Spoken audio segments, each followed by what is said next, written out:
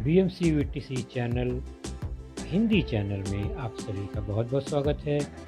इस वीडियो को देखने के बाद आप लोगों के लिए इसके डिस्क्रिप्शन बॉक्स में कुछ आसान से प्रश्न दिए गए हैं जो कि इस वीडियो से संबंधित है। उन्हें हल करने का प्रयास ज़रूर कीजिए और फिर वीडियो देखने के बाद उसमें एक छोटा सा डिस्क्रिप्शन बॉक्स में छोटा सा गूगल फॉर्म भी है, उसे ज़रूर भरें। अपने सुझाव अपनी राय को उसमें ज़रूर भरें ताकि हम वीडियो को और इम्प्रूव कर सकें। और अंत में इस चैनल को अगर आपने सब्सक्राइब नहीं किया है तो ज़रूर सब्सक्राइब कीजिए ताकि आपको नए नए आने वाले वीडियो की सूचना मिलती रहे।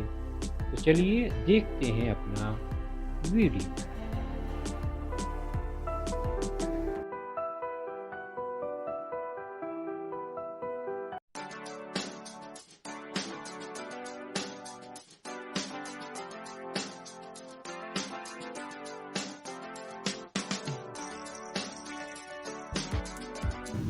जैसा कि बच्चों आप स्क्रीन पर देख रहे हैं, आज की कक्षा 8वीं। हमारा आज का विषय गणित। गणित विषय में हमारा आज का जो प्रकरण है वह है आपके पाठ्य पुस्तक से lesson number 14 compound interest part second, अर्थात चक्रवृद्धि ब्याज भाग दूसरा। और मैं हूं आपका वर्चुअल मार्गदर्शक अजय कुमार मौर्य, MCGM के वर्चुअल क्लासरूम दादर से। तो अब तक हमने इस लेसन में ब्याज की संकल्पना देखी और उससे संबंधित कुछ शब्दावलियों को भी समझा, जैसे कि जो मूल रकम होती है उसे मूलधन प्रिंसिपल P अक्षर से दर्शाते हैं। उसी प्रकार दर यानी जिस दर से ब्याज ली जाती है या ब्याज दी जाती है, यानी 100 पर कितना, जो कि प्रति वर्ष का हिसाब होता है। हर साल 100 पर कितना, जो कि प्रतिशत के रूप में लिखा जाता है। R अक्षर से उसे दर्शाएंगे। उसके बाद कितनी अवधि समय के लिए यह रकम मूलधन जमा की गई है अथवा कर्ज के रूप में ली गई है, उस अवधि या समय को क या N अक्षर द्वारा दर्शाते हैं। उसी प्रकार इस हिसाब किताब में जो भी ब्याज लिया जाता है अथवा ब्याज दिया जाता है उसे इंटरेस्ट I अक्षर द्वारा दर्शाते हैं। तो ये मुख्य अक्षर या शब्दावली हो गई। इसी में एक शब्दावली है अमाउंट मिश्र धन A, जो कि मिश्र है, मिला हुआ है धन। यह यानी दो धन का मिलान है। ये कौन कौन सा धन? जो मूलधन है P और जो ब्याज के रूप में मिला है कुछ रकम वो, या ब्याज के रूप में दिया गया रकम वो, दोनों को मिलाकर जो रकम बनती है वह मिश्र धन कहलाता है। तो ये 5 जो अक्षर आप देख रहे हैं, इन्हीं को समझकर इनसे एक सूत्र का निर्माण किया गया है, जो कि ब्याज का सूत्र होता है। ब्याज 2 तरह से लिया या दिया जाता है। एक तो साधारण ब्याज के हिसाब से, दूसरा है चक्रवृद्धि ब्याज के हिसाब से। साधारण ब्याज की संकल्पना हमने पिछली कक्षाओं में की है। हम चक्रवृद्धि ब्याज के सूत्र को अपने पिछले लेसन में देखे हैं। उसी सूत्र द्वारा चक्रवृद्धि ब्याज की गणना की जाती है। तो उदाहरण में कुल कितनी रकम बैंक में जमा की या प्राप्त हुई, यह ज्ञात करने के लिए मूलधन और ब्याज का योगफल किया जाता है, जो कि मिश्र धन कहलाता है। हमने पहले देखा मिश्र धन मतलब कुल रकम यानी मूल रकम धन ब्याज। तो मूलधन और ब्याज मिलाकर मिश्र धन होता है। मिश्र धन बराबर मूलधन धन ब्याज। इसे अक्षर के रूप में हम लिखेंगे A बराबर P धन I, या I ज्ञात करना हो तो A माइनस P ज्ञात करना हो तो A माइनस I। इस तरह से हम 3 जानकारी में से 2 जानकारी अगर दी गई हो तो तीसरी जानकारी आवश्यकता अनुसार ज्ञात कर सकते हैं। चक्रवृद्धि ब्याज करने का सूत्र, ज्ञात करने का सूत्र हमने जो देखा, तो चक्रवृद्धि ब्याज डायरेक्ट हम सूत्र द्वारा ज्ञात नहीं कर सकते। हम मिश्र धन ज्ञात करते हैं, उसमें से मूलधन घटा देते हैं तो चक्रवृद्धि ब्याज मिलता है। तो मिश्र धन ज्ञात करने का सूत्र हमने देखा, चक्रवृद्धि मिश्र धन A बराबर मूलधन P गुणे एक धन दर R/100 और पूरे की घात n, यानी एक धन R/100 की घात n। n क्या है? समय। तो यह एक सूत्र लेकर हमने चक्रवृद्धि मिश्र धन ज्ञात किया। तो ब्याज निकालना हो तो इसी मिश्र धन में से, यानी जो यह मिश्र धन का सूत्र है, इसमें से हम मूलधन को अगर घटा देते हैं तो चक्रवृद्धि ब्याज मिल जाता है। तो जब चक्रवृद्धि ब्याज पूछा जाए तो मूलधन घटा देंगे। ब्याज नहीं पूछा गया है, कुल रकम पूछी गई है, तो हम मिश्र धन ही ज्ञात करेंगे। तो ये रहा ब्याज ज्ञात करने का एक सूत्र। अब चक्रवृद्धि ब्याज के सूत्र से हम अन्य तरह के व्यवहारिक प्रश्नों, उदाहरणों को हल कर सकते हैं, जिसे चक्रवृद्धि ब्याज के सूत्र का उपयोजन नाम दिया गया है। Application of formula for compound interest. तो कंपाउंड इंटरेस्ट का जो फॉर्मूला है उसका हम अन्य तरह के कैलकुलेशन में कैसे उपयोग कर सकते हैं, इसे हम आज जानेंगे। तो एप्लीकेशन है ये, उपयोजन है ये। तो चक्रवृद्धि मिश्र धन का सूत्र हमें पता है, वह है P गुणे एक धन R/100 घात n, जैसा कि लिखा हुआ आपको दिखाई दे रहा है। तो जब हमें ब्याज मिलता है मूलधन से एक्स्ट्रा, तो मिश्र धन हमेशा ज़्यादा ही हो जाएगा, है ना, मूलधन से ज़्यादा ही मिलेगा।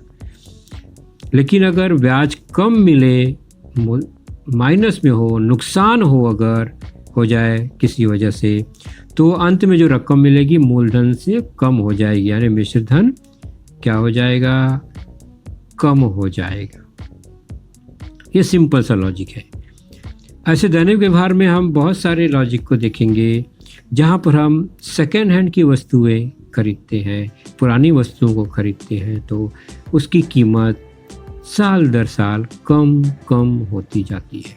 जैसे पुरानी साइकिल है, पुराना टीवी है, पुराना कोई मशीन है, सिलाई मशीन है, अगर हम खरीद रहे हैं तो उसकी रकम जितनी जैसे से पुरानी होती जाएगी वह कम होती जाती है।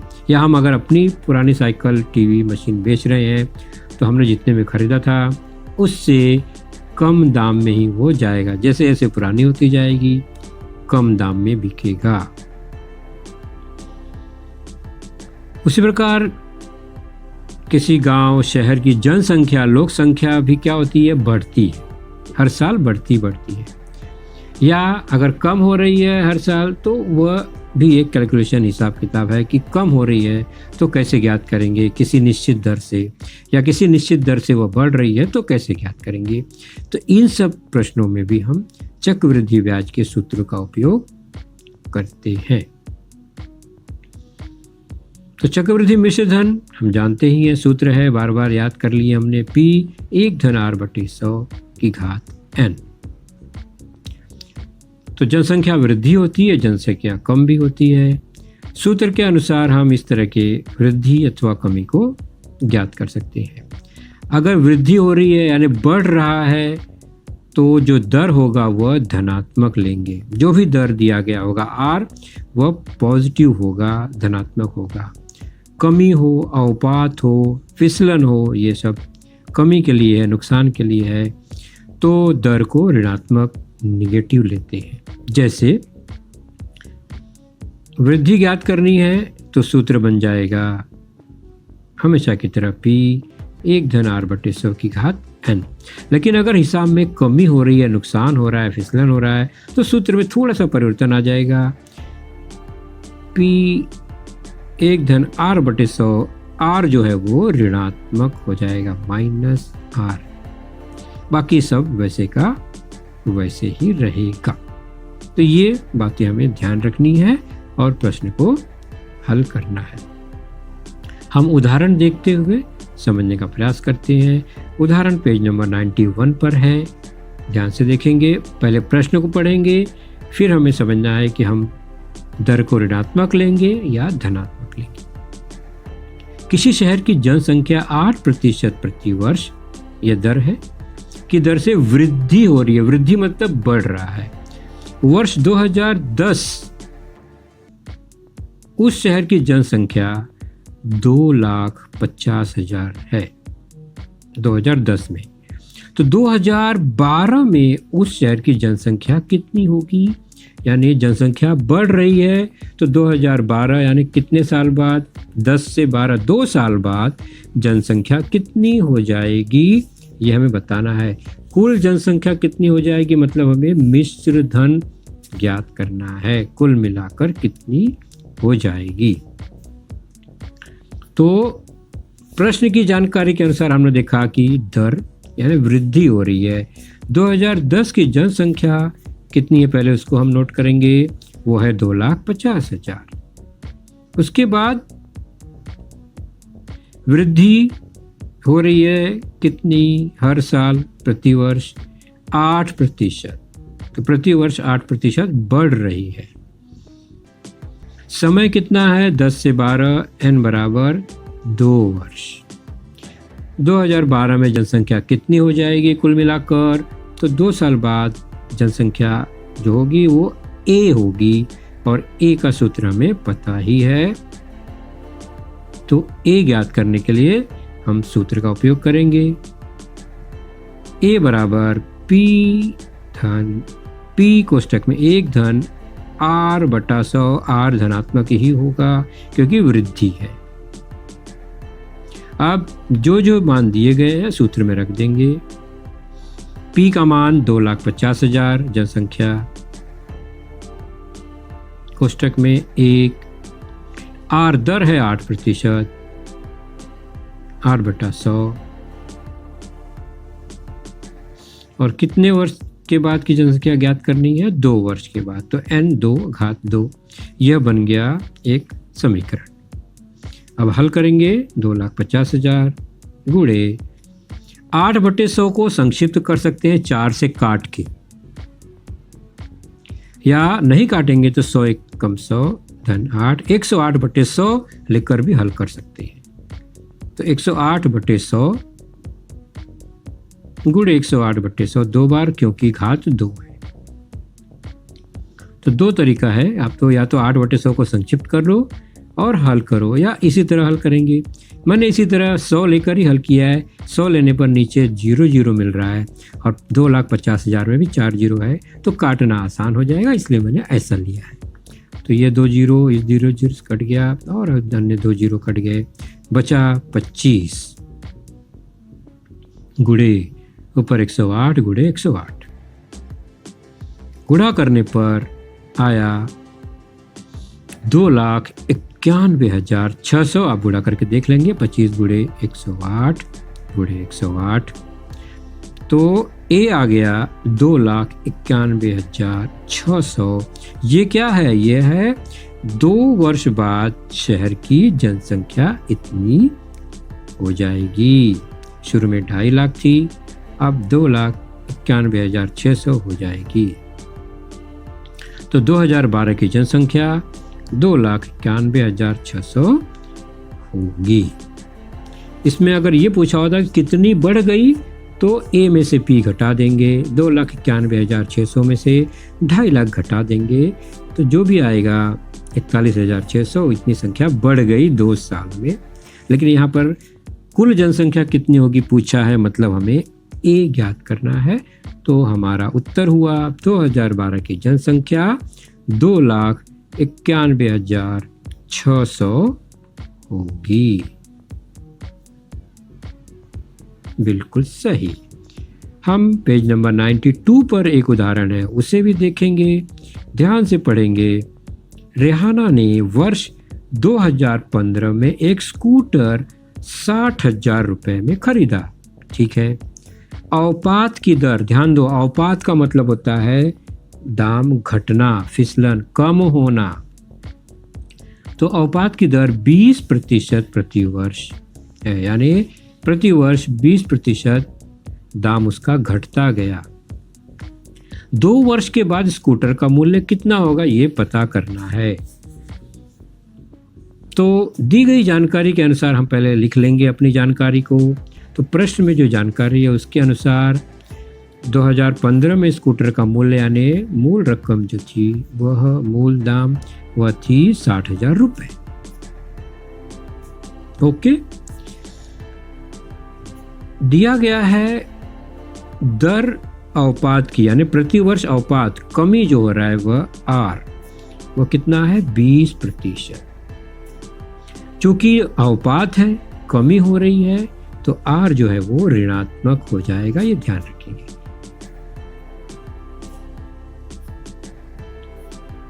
तो समय कितने वर्ष बाद स्कूटर का दाम पूछा गया है? 2 वर्ष बाद, तो N2 है। और फिर 2 वर्ष बाद स्कूटर का मूल्य कितना हो जाएगा? A बराबर हमें ज्ञात करना है। तो सूत्र, सामान्य सूत्र हमें पता है, A P धन 1 धन R बटे 100, A कोष्टक में 1 धन R बटे 100 घात N। अगर हम R 20 लेते हैं शुरू में ही, तो यहाँ सूत्र में R को माइनस लिखेंगे, लेकिन हमने अगर वही सूत्र रखा है तो R को निगेटिव लेकर बाद में हल करेंगे। सूत्र में R को माइनस में रखेंगे। किस तरह से? A बराबर 1 धन 1 P क्या है? P गुणे ये मूलधन 60,000 कोष्टक में 1 धन R, यहाँ हम निगेटिव लेंगे क्योंकि अवपात है, तो -20 हो गया ये बटे 100 घात N। अब हल उसी तरह करना है, 60,000 गुणे, अब 20 बटे 100 को संक्षिप्त करके हल कर सकते हैं हम, या 100 एकम 100 ऋण 20 80 बटा 100 हम सीधे ले सकते हैं। आपकी इच्छा, आप चाहे जैसे भी कर सकते हैं। 20 से 100 काटेंगे तो 5 हो जाएगा, 5 एकम 5 ऋण 1 4 बटा 5 आएगा, तो हम 4 बटा 5 लेकर भी हल कर सकते हैं, या 80 बटे 100 घात 2 है तो 2 बार गुणा होगा, जो भी है। चूंकि 0 0 है 60,000 में 4, इसलिए मैंने 100 रखकर इसको वैसे ही हल किया। तो कट गए 60,000 100 और 100 से, तो 6 बचा गुणे 80 गुणे 80, गुणा करने पे आ गया 38,400 रुपये, अर्थात A बराबर 38,400 रुपये। तो हम देख रहे हैं 2 वर्ष बाद स्कूटर का मूल्य हो गया 38,400 रुपये, घट गया। खरीदा था 60,000 में, 2 वर्ष बाद वो हो गया 38,400 रुपये। तो हमें ज्ञात करना था 2 वर्ष बाद स्कूटर का मूल्य, और हमने ज्ञात कर लिया 2 वर्ष बाद स्कूटर का मूल्य 38,400 रुपये हो गया। तो हमने अभी देखा सूत्र में A बराबर P 1 धन R बटे 100, यह सूत्र का उपयोग किया, घात N है। इसी प्रकार इस सूत्र में 4 घटक हैं A, P, R, N, इसमें से कोई भी 3 घटक अगर दिया है तो हम कोई भी चौथा घटक ज्ञात कर सकते हैं। हर बार A ही ज्ञात करना कोई जरूरी नहीं है। A अगर पता है तो हम P ज्ञात कर सकते हैं, और A, P, R पता है तो हम N ज्ञात कर सकते हैं, A, P, N पता हो तो R ज्ञात कर सकते हैं। तो कोई भी 3 घटक पता हो तो हम इसी सूत्र का उपयोग करके चौथा मान ज्ञात कर सकते हैं। जैसे कि प्रश्न संग्रह 14.2 14.2 पेज नंबर 93 पर है। हम इसी तरह का एक उदाहरण लेते हैं, प्रश्न क्रमांक 5वां। किसी मूलधन का 16% प्रति वर्ष चक्रवृद्धि ब्याज की दर से 2 वर्ष का मिश्र धन 4,036.80 रुपये हुआ, यानी मिश्र धन दिया गया है। तो 2 वर्ष बाद ब्याज कितना होगा? तो 2 वर्ष में ब्याज पूछा गया है, ब्याज मतलब चक्रवृद्धि ब्याज I पूछा गया है।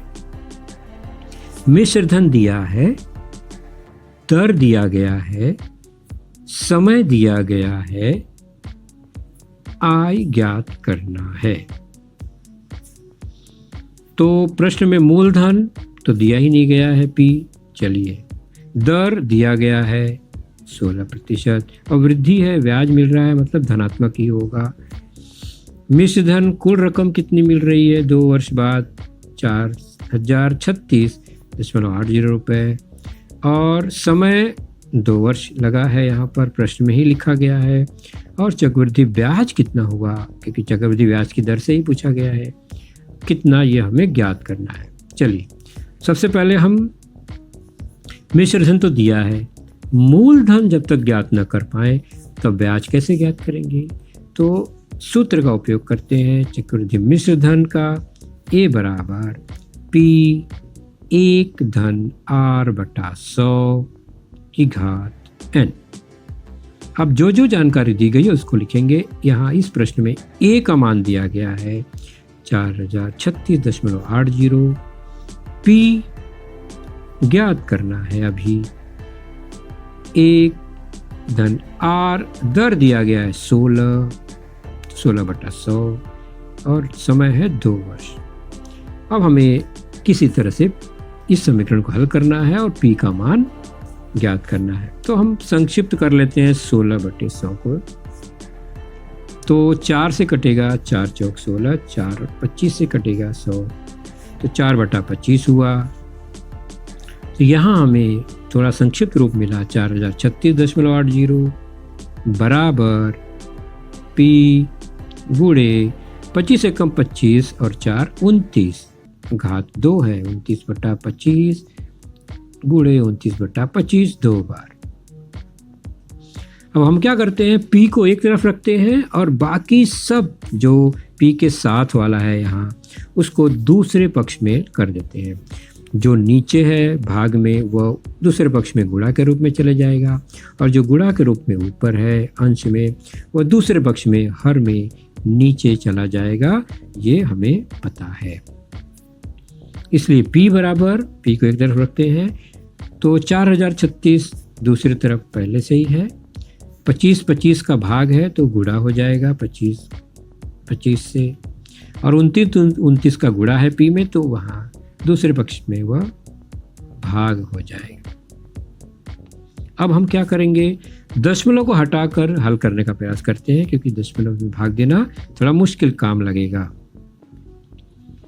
तो 4036.80 को हमने यहाँ पर क्या कर दिया, 4,03,680 लिख के दशमलव का अंक 2 है तो बटे 100 कर देंगे तो दशमलव हट गया।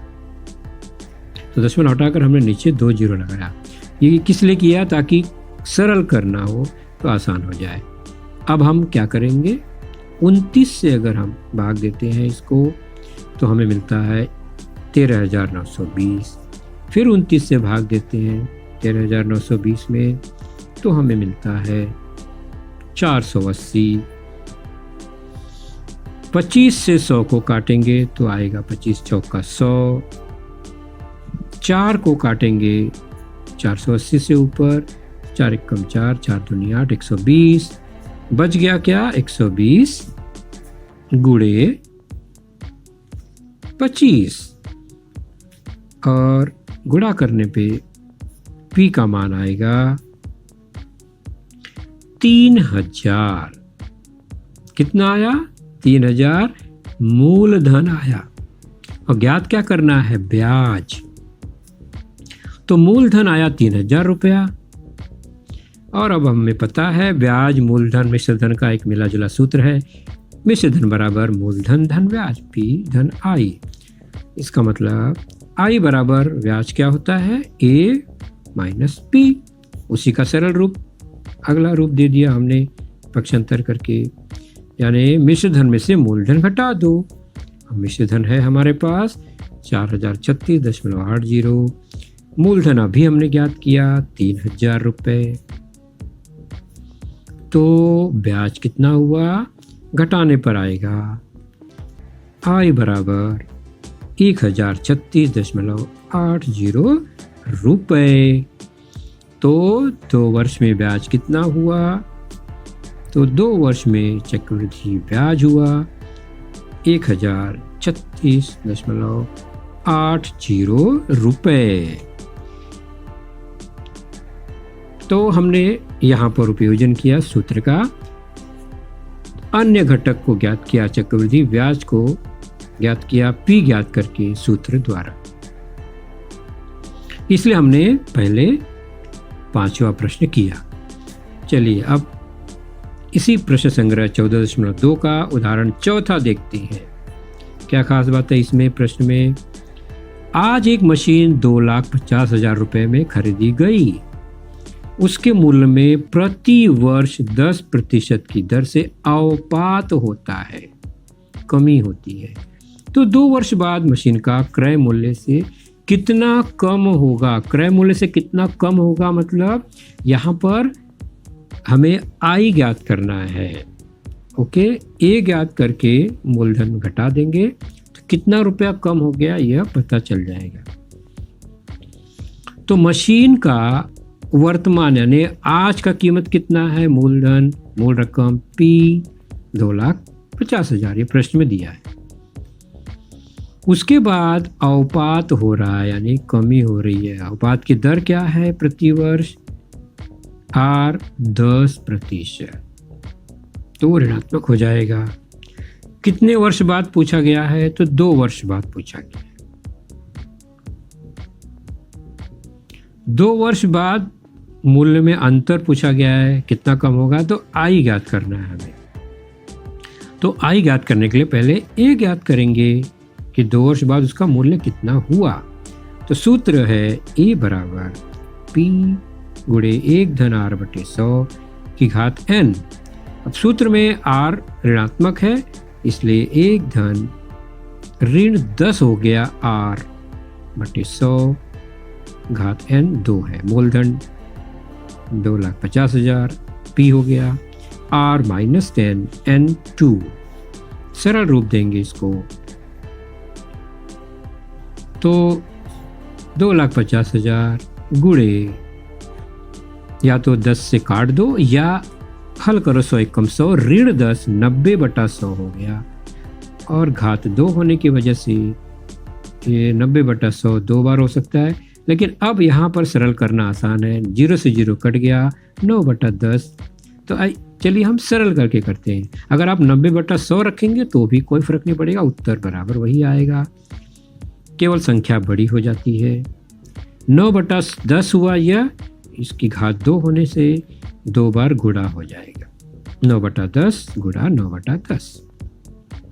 अब 10 में 1 0 नीचे है, दोनों जगह 1-1 0 है और 2.5 लाख में 4 0 है, यानी 10 10 में 100। 10 से 1 बार कट गया और फिर 10 से कट गया यानी 100 2 0 कट गया। तो बचा क्या? 2,500 2,500 गुणे 9 गुणे 9 यानी 81 और गुणा करने पे आएगा 2,02,500। यह हुआ मशीन का 2 साल बाद का मूल्य। तो 2.5 लाख में खरीदा और 2,02,500 हो गया मूल्य, मतलब मूल्य घट गया। तो 2 वर्ष बाद मशीन का मूल्य 2,02,500 हो गया। तो कितना कम हुआ मतलब आई ज्ञात करना है। तो आई बराबर अब कम हो गया है तो मूलधन ज़्यादा है तो P में से A घटा देंगे, आ गया 2.5 लाख में से 2,02,500 घटाएंगे, अंतर आ गया 47,500 रुपये। तो 2 वर्ष बाद मशीन का मूल्य कितना कम हो गया?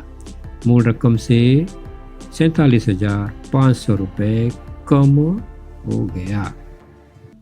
तो ये अवपात का प्रश्न था।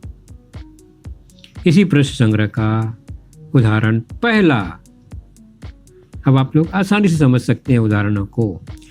किसी उड्डान पुल ब्रिज बनाने के आरंभ में करते समय 320 मजदूर काम करते थे शुरू में। उसके बाद क्या किया, हर साल 25% मजदूर बढ़ाते गए। तो 2 वर्ष बाद वहाँ कितने मजदूर काम पर हो जाएंगे। तो वृद्धि हो रही है, बढ़ रहे हैं, तो आर जो है धनात्मक ही होगा और वह है 25%। इसके अलावा प्रश्न में और क्या क्या दिया गया है। शुरू में मजदूर थे P 320 और कितने वर्ष बाद मजदूर को गिनना है हमें, 2 वर्ष बाद। तो कितने मजदूर कुल होंगे, वह A होगा और वही हमें ज्ञात करना है। सीधे सीधे सूत्र लगाएंगे, A बराबर P गुणे 1 धन R बटे 100 की घात n। तो मूल मजदूर थे 320, 1 धन R धनात्मक ही लेंगे क्योंकि वृद्धि हुई है, 25 बटा 100 की घात n। 25 को 100 यहाँ भी काट सकते हैं हम, तो ये हो सकता है 1 बटा 4। तो अलग अलग तरीका है सरल करने का। यहाँ काट देंगे पहले ही, तो हो गया A 320 कोष्टक में 4 एकम 4 एक 5 बटा 4 हो गया, 5 बटा 4 की घात 2। वैसे हम 125 बटे 100 करके भी काटेंगे तो 5 बटा 4 ही आएगा। तो पहले स्टेप में काटो चाहे दूसरे स्टेप में। हल करेंगे तो 320 गुणे 5 बटा 4 2 बार क्योंकि घात 2 है। 4 से कट गया 320, 4 अठे 32, 80 बार। फिर 4 से कट गया 80, 4 दूनी 8, 20 बार। बच गया A बराबर 20 गुणे 5 गुणे 5, 2 बार 5 है। गुणा करने पे कितना आएगा, 20 25 100, बचे 500। तो 2 वर्ष बाद कुल मजदूर हो गए 500, शुरू में थे 320। तो यह उत्तर मिला हमें। ठीक इसी प्रकार दूसरा प्रश्न, किसी गड़ेरिया के पास 6200 भेड़ें हैं।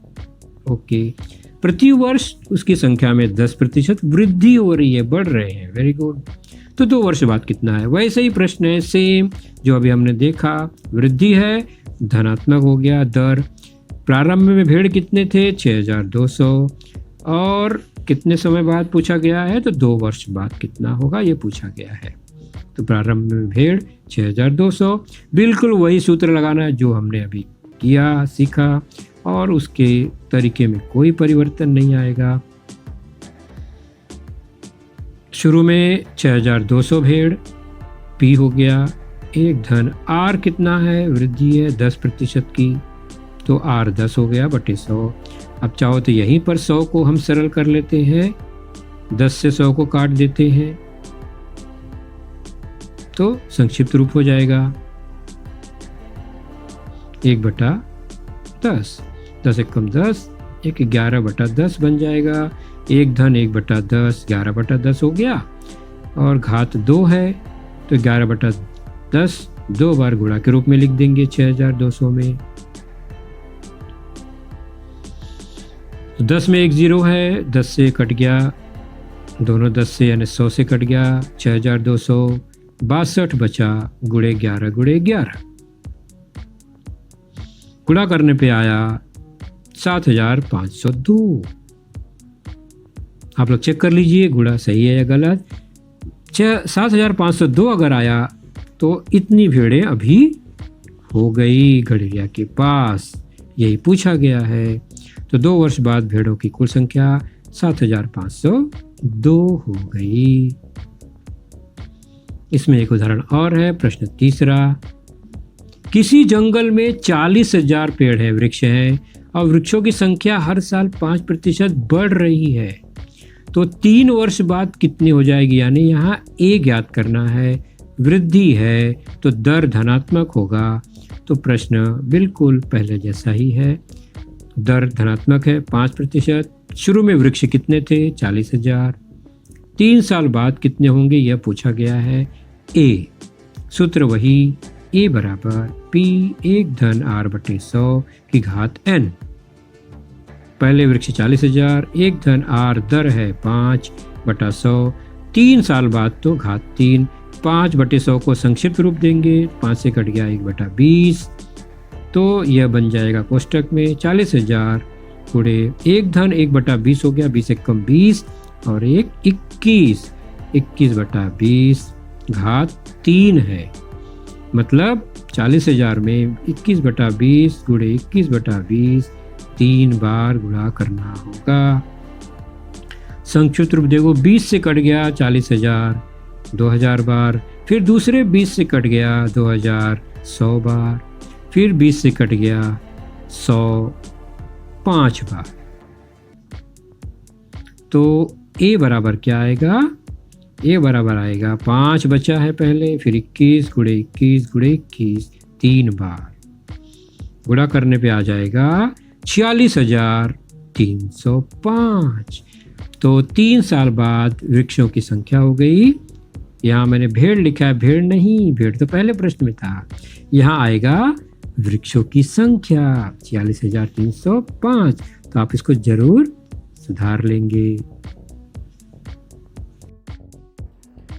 तो बच्चों, आपने देखा आज का लेसन, उसके प्रमुख मुद्दों को ध्यान से बार बार दोबारा देखकर समझने का प्रयास कीजिए, क्योंकि एक बार देखने पर किसी को भी वो पूरा मुद्दा समझ में नहीं आता।